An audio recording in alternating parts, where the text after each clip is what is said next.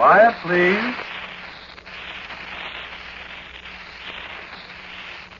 Quiet, please.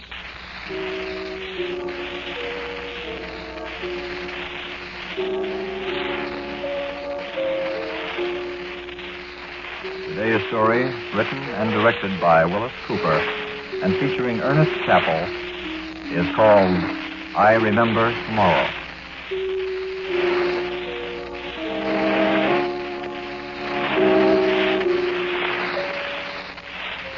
Could you tell me the time, please?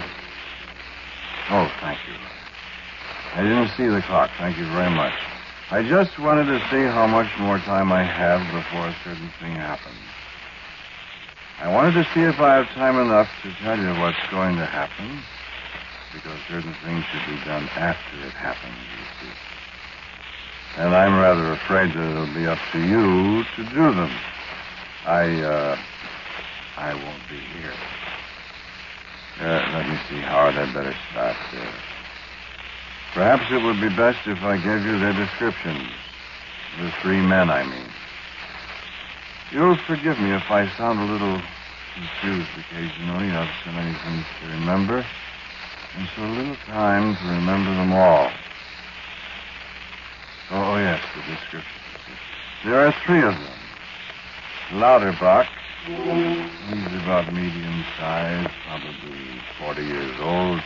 Has red hair and a heavy red mustache. Lauterbach seems to be the boss, or perhaps I should say leader.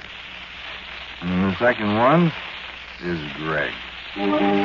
Greg is a large man. Stocky, I should imagine you'd call him. He's around 50, smooth-shaven, has sandy hair just turning gray. And Frank, I'm afraid I don't know his last name. Frank is all I've heard him called by the others, and I'm certain that's his first name. Frank wears glasses with heavy bows. He has black, thin hair, and he's young compared to the others, 24 or 5, I should say. They're all very dangerous men, I'm afraid. Of course, I didn't realize at first that they were dangerous men, but the events of the past few days have demonstrated to me that they are. And as I shall show you in a few moments, I now have incontrovertible proof that they are extremely dangerous. It is quite fortunate for you that they do not know I am talking to you. However, if you will do exactly as I ask you, I feel reasonably sure that there will be no serious results for you. For myself, I already know the outcome, and it is quite impossible to change that. But your task is to bring to justice the men who murdered me. Or should I say, the men who are about to murder me. Let me start from the beginning. There's little enough time. My name is Garrett Faber. I am by profession what careless newspaper writers call a scientist. By avocation, I am a gambler. A singularly inept and unfortunate gambler, an enthusiastic one. In addition, I am afraid I drink.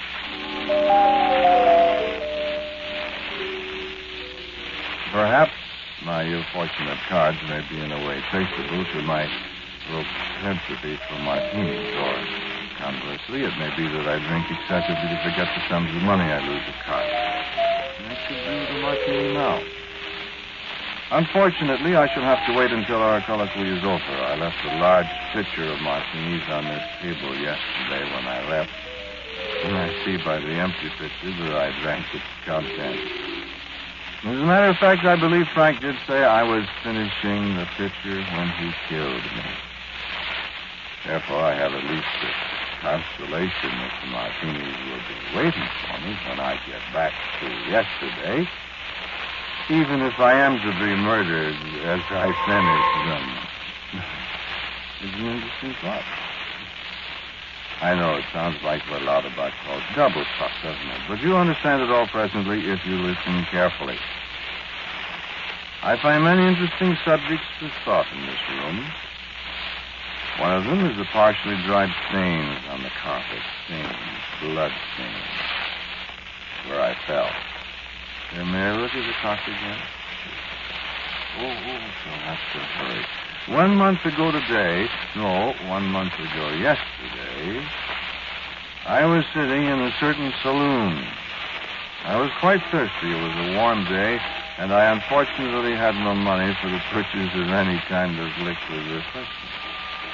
My wife deplores my habit of waiting around in the saloon for an acquaintance to come in and buy me a drink, of course, but she deplores so many of my habits that I... are you married? Well, if you are, perhaps you understand. Well, it seems my acquaintances had other things to do that afternoon, and I had appeared presumed to sit and perspire and envy the more fortunate patrons of the saloon who had the wherewithal that I lacked. I had about given up in despair when a voice at my shoulder spoke. Aren't you Dr. Garrett Faber? In some surprise, I answered him. I am afraid you have somewhat the advantage of me, sir. My name is Johnny Lauterbach, Dr. Faber. This is Mr. Gregg. How do you do, sir? And Frank, meet Dr. Faber. Pleased to meet you. Dr. Faber, will you have a drink with us?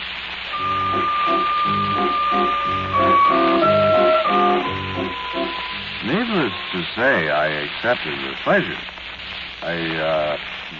There was a time when I did not so readily drink with strangers, but, perhaps it was a kind of conditioning of my mind that led me to assume that these men were casual acquaintances whom I did not instantly remember. At any rate, the afternoon wore on, and we did become veterans. How about another double martini, Dr. Faber? Drink up, Doctor. More martinis on the way. Let me buy one for the doc. Hey, Patty, another double martini. And I am afraid that was the last I remembered of that afternoon. The next morning, however, I recall distinctly, I had a transcendental hangover. And I was not at home. My 3 drinking companions were still with me. John E. Lauterbach. Mr. Gregg and Frank. Mr. Lauterbach was good enough to produce a bottle of something, from which he poured me a large tumblerful. I drank it gratefully, and the dark clouds in the room dispersed a little. A second tumblerful, and Dr. Faber was almost himself again, such as that condition might be. I reached for a third glass of whatever. That's enough for now, Dr. Faber. one more and you'd be on your ear again. You feel all right now. Gentlemen, I am a trifle foggy. Could one of you tell me where we are? Where we are isn't very important right now, Dr. Faber. It's where we're going to be, Doctor. Yes. I'm afraid I don't quite understand. I'll tell you, Dr. Faber. Yes, you talk, Mr. Lauterbach. Sure, we'll listen. Well, now. Doctor, you used to be one of the most brilliant physicists in the business. I once had a reputation. Yes. But bottles and that racket doesn't seem to mix. I can testify, my friend, to the truth of that statement. You haven't had a job in quite some time, have you? Not in quite some time. You gentlemen thinking of offering me a job? We might. A temporary job. With a lot of dough attached. Would this be an honest job? It would require laying off hard liquor for a while. And staying out of sight. And the payoff that'll kill you, Doc. May I know more about this job? Doctor, listen. We're not screwy. Yes? We know something about your work in the past. Well, I understand then why you use the word screwy. You may remember that the character of my work was the cause of my dismissal from the university.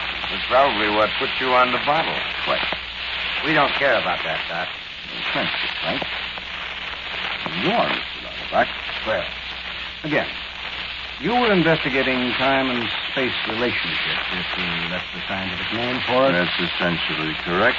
The university took a rather dim view of some of the reports of my work that appeared in the published print. I remember that. They kidded the pants off you. They did that indeed. But we think you're on the up and up, Dr. Faber. Well, now, I'm most assuredly very grateful to you. That's why we want you to do this job for us. You ought to do it standing on your head, Doc. I'm afraid you haven't told me yet just what the job consists of. Perhaps I can't do it. Perhaps I should telephone my wife. We phoned her. Oh, you did? We told her you'd be busy on a new project for a few weeks and couldn't get home. We also mailed her $200. Your retaining fee, see? You'll be very happy to receive the money. I'm afraid I haven't been able to supply her any for some time. We figured you'd take the job, Doctor. And $200 is not much of an investment. Not when you figure it against what this job will make for us. Well, gentlemen, I'm still in the dark. Well, Mr. Lauterbach will explain it to you. Yeah. Come on, Mr. Lauterbach. Dr. Faber, according to your experiments and stuff, time is, what did you said, relative. That's correct. You said it's something like air or water, didn't you? Well, that needs a little amplification. He said you could move around any time, like you move around in air and water and stuff. In theory, gentlemen, I believe that possible. That's fine. Could you prove that theory, Dr. Faber? I was dismissed from the university before I had an opportunity to do so, Mr. Gray. You could prove it, though, huh? I have reason to believe that I could. Yes. And, might I ask the purpose of this discussion, gentlemen? Why, sure, Doctor. Certainly, Dr. Faber. Sure. We want you to make a time machine for us, Doc. Frankly, I was flabbergasted. You gentlemen hardly seem the type who could conceive of a time machine, much less casually order one. I hesitated. I said I wasn't sure I could do it. You can do it all right, Dr. I Faber. said it would cost a great deal of money. We'll get up the money, Doctor. I said it would require considerable time. We can wait, Doc. The payoff's good enough. We can wait a long time. And so I naturally asked about this payoff. Have a small drink, Doctor. Obviously, I accepted the challenge. Obviously, I constructed a time machine. Otherwise, how could I be talking to you from tomorrow? How could I be speaking to you at 10:13 p.m. Eastern Daylight Saving Time on Monday, July 28th, and you are as obviously listening to me at 10:13 on Sunday, July 27th? I don't know where you are. Of course, you may be listening to me in another time zone, perhaps at 6:13 p.m. Pacific Standard Time or 7:13 Mountain Time. You see, don't you, that time is relative? That's the whole secret of time travel. You're not going to detail it, and it seems to me it is relatively simple, although it's immensely complicated, as you may imagine. The machine lies before me on the table here, a rather fragile little device looking something like a camera. But its fragility is deceptive. It cannot be destroyed. Now, observe here. Here is a hammer.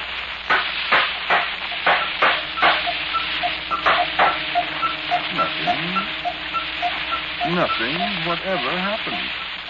And for a very excellent reason. The machine cannot be destroyed now. Tomorrow, because it must go back with me before long to what is today, to you. If I could destroy it now, it would be impossible for it to go back, and the whole experiment would have become impossible. You follow me? Well, no matter. I have some things to show you. Let me go back to the afternoon when I first was certain that I had a rudimentary time machine that would actually work. I had consumed a great deal of liquor. Mr. Lauterbach and his friends were very generous, and I found, strangely enough, that drinking did not seem to affect my workmanship or my thinking. Well, perhaps it did. Perhaps without it I might not have been able to build a device. I rather wish I had not. Certainly, it is too late now. It works, and it has already performed its function. My, shall I say, sponsors were most curious that afternoon. How are you going to prove it works, Dr. Faber? Send something into the future? Send what? Not me. I rather think we will try an inanimate object first, gentlemen. The pencil there. Yes, a pencil. Can't hurt a pencil, sir. Well, If this works. If it works. Oh, man. How long will it be gone? for the purpose of the demonstration, I shall send it away for, only a few seconds. How far away? Shall we say, tomorrow? Yes. Tomorrow. Very well. That's far enough. Very well, tomorrow. 5 seconds. There we are. Are we ready? Yeah. Sure. Watch then.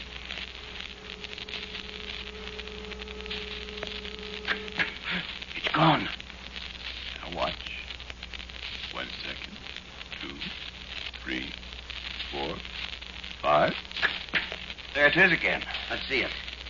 Doesn't seem to be changed. It isn't. Well, why should it be? Listen, how do we know that pencil was in tomorrow? Well, we don't, Frank. Well? Well, where was it? Well, yeah. Yeah. But how are we going to know? Tell me that, Doc. How are we going to know? We'll have to send somebody who can come back and report. Who's that going to be, Dr. Faber? Not me. Not me. Doctor, will you have a drink? I will have a drink. I will have 2 drinks. I will have a large number of drinks. I will listen to your You argument. invented it, Doctor. You know more about it than I we will do. drink again and shake my head solemnly at your importunities, gentlemen. One of us might bust the thing, you know. Go on, Doc. We have to know for sure. Because I don't quite trust you, gentlemen. I don't know what you are up to, but slowly the suspicion grows in my alcoholic mind that you want this instrument for no good. And if I do use it and travel into tomorrow, I shall do it alone when none of you are about. I can be crafty and cunning myself, gentlemen, as crafty and cunning as I suspect you are. And I shall do my first exploring alone. And deliberately I set out to drink myself into a condition where I shall be of no use whatever to my patrons, and their voices wavered off in a haze of my own making. Take that bottle away from him, somebody. You gave it to him, Louderbaugh. No use fooling with him now. But then, after a while, it was night, and my head was reasonably clear. Then I was locked in my room, and Louderback and Greg and Frank were, I assumed, peacefully sleeping, and that was my time. That was the time to look at tomorrow. I looked at the calendar on the table. It said Thursday, July 3rd. I looked at the clock, 11:34 p.m. I fastened the chain on the door, and I turned on a small light at the table. And then I attached the time machine to my wrist. Carefully, I set it for 1 month ahead. Carefully, I set the dial to allow me 5 minutes in the future. And with a last swift look around, I pressed the release.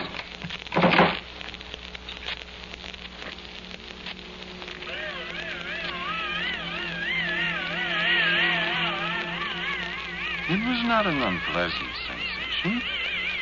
The room was dark. The light I had just turned on was out. I reached for the switch to turn it on again, and I was startled nearly out of my senses. Lights flashed outside. They seemed to be coming from the sky above, and the air was heavy with crashing sound. Had I made an error in calculation? Was I the only witness of atomic destruction?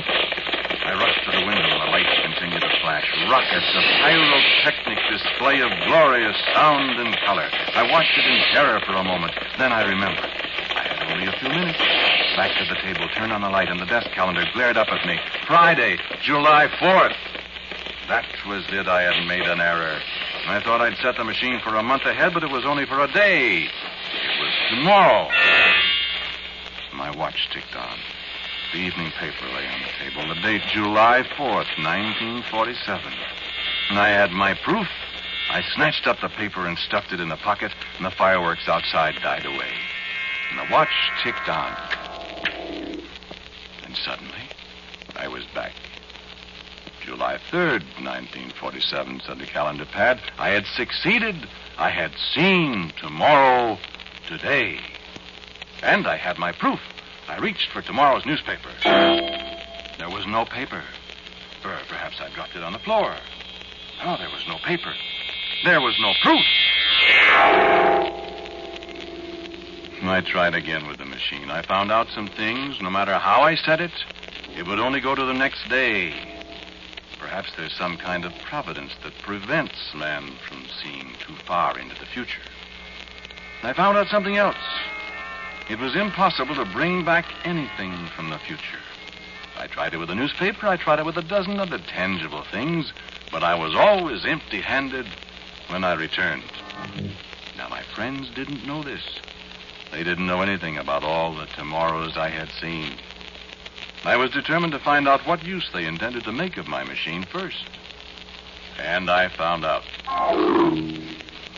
And I had held out against testing the machine in their presence so far as they knew I'd never tried it.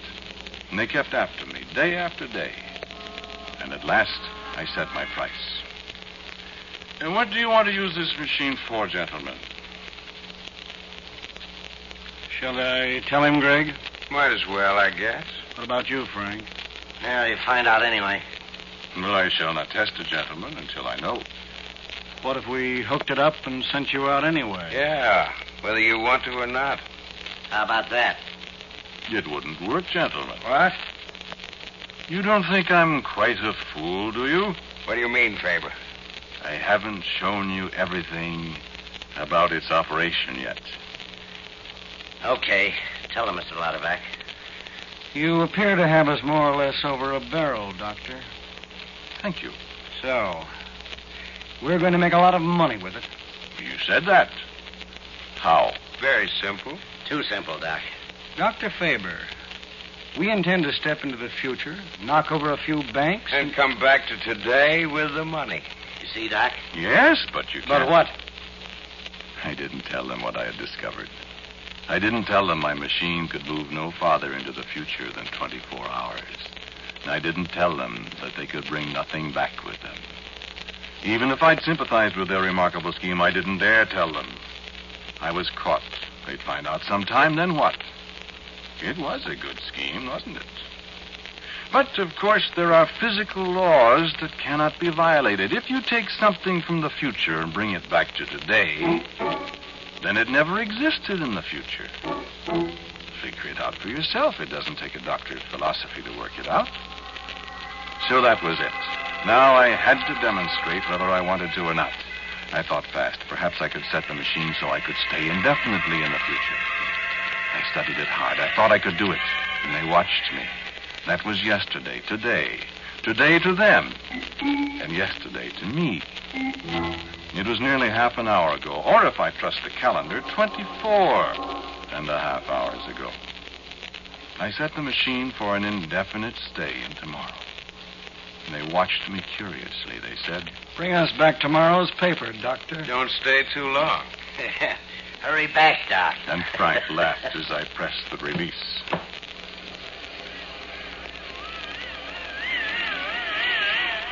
Now it's tomorrow here. And you've got to help me. Because I can't stay here indefinitely. I'm going back. The machine works automatically. It'll take me back whether I want to go or not. Do you want to know how I know? Well, a little while ago I was sitting here alone. Tomorrow's paper was on the table beside me. And the door opened and they walked in. I spoke to them. Hello. They walked on in, paying no attention. You better get that blood cleaned up, Frank. Yeah, it's too easy to spot. I'll get at it again. I looked down. There was a blood spot on the carpet near where I was sitting. I spoke again. Where did the blood come from, Mr. Lauterback? Now we know the thing works. We've got to get some money. Oh, it works all right, Mr. First thing, Lauterback. though, is to get rid of his body. Whose body, Mr. Lauterback? Can't keep it there in the closet forever, you know. Somebody might come in while we're out. We'll dump it in the river tonight. Has somebody been killed, Mr. Well, Lauterback? anyway, we owe him something. He got paid off, though. I sort of like the doc at that. Liked whom? I hated to knock him off. Knock whom off? Well, we couldn't keep him around after he got the machine working and tested it out for us, could we? Of course not. He served his purpose. Are you I hated talking to about... do it, though. When he picked up that pitcher of martinis and took a big slug, I thought he had a hunch that something was up. Forget it, Frank. And he said, I drink to success, gentlemen. That was yesterday, Frank. And I knew why they didn't see me or hear me. You know now, too, don't you? I wasn't there. This was tomorrow to them. It was yesterday they killed me when I came back, when I said, I drink to success, gentlemen. I wasn't there in the room when they talked about it. I was dead. So I know now, and you know, I've got to go back. I've got to go back and be killed. Nothing can stop that. I should have known. But you've got to help me. You've got to send the police here. They've got to be captured before they can use my machine. Think what they can do with it. And they're murderers. They murdered me. You will help, won't you? Oh, yes, you will. Yes, you will. I know you will, friend. You did help. Yes, you did. It says so right here in tomorrow's paper. Look. You've got to help. They can do so many terrible things with my machine. No, I know they can't bring anything back from tomorrow with them, but they can kill.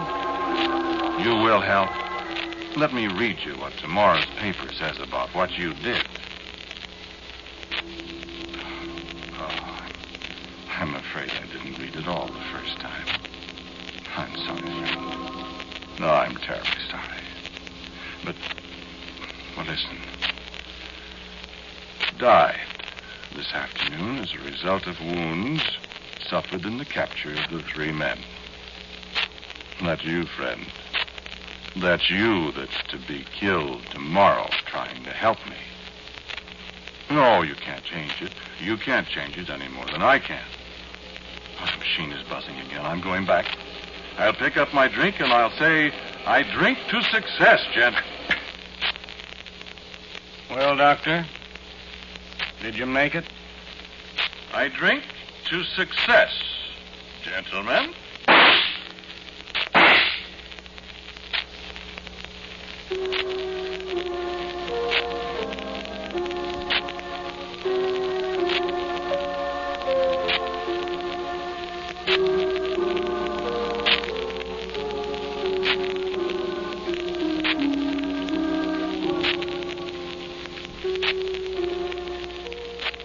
You have heard I Remember Tomorrow, a Quiet Please story written and directed by Willis Cooper. The man who spoke to you was Ernest Chappell. And Frederick Bell played Lauterbach. Kermit Murdoch was heard as Greg, and Frank Dane was Frank. The music was composed and played by Gene Perazzo. Now, for a word about next week's story on Quiet Please, here is our writer-director, Willis Cooper. Next week's Quiet Please story about a man and a murder is called Inquest.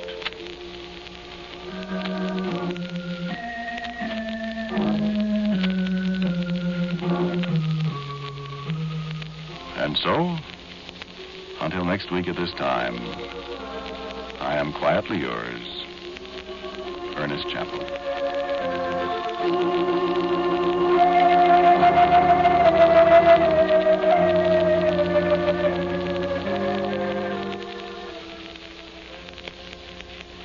This program came to you from New York. This is the Mutual Broadcasting System.